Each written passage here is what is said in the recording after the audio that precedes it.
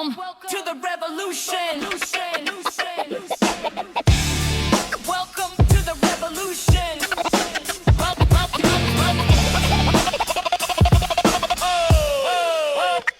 We're all struggling the elite utopian paradise. Our world crumbling while they revel in the dystopian vice of perversion, murder, bacchanalia, encyclopedian lies. Our souls in freedom being used to pay their admission price. I've said for years that we're overdue for revolution. It's way past the time to clean up this political pollution. Our way of life is suffering from greed and informational misdistribution. Time to stop the powerful sowers of the seeds of confusion. The revolution will not be televised, but today's technology will see the truth realized. Information shared freely instead of being compromised, and the tyranny of the puppet masters will no longer be disguised. We can make America great again, but this isn't the way. We need to stand up against the tyranny starting today. Refuse to be the pawns in this filthy game that they play, before we find out that our freedom and souls have been stripped away.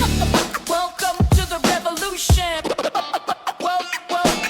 Welcome to revolution, my friends. Open your eyes to the truth until you finally comprehend that we gotta band together, stand together. We can't just pretend we're not watching avarice and megalomania bring the world to an end. They keep us fighting against each other with lies and misdirection, fueling the flames of racism, hatred, and fear with no pulse or reflection. We're so easy to manipulate and push in another direction, while they laugh to each other about our hobbies like a connection. They got jet planes and islands where they feed their further desires, counting on ignorance and conflict to distract anyone that it inquires about the use of power and position to keep fueling the fires of the pedophilia, avarice, and greed created by these fucking vampires. We can make America great again, but this isn't the way. We need to stand up against the tyranny starting today. Refuse to be the pawns in this filthy game that they play, before we find out that our freedom and souls have been stripped away.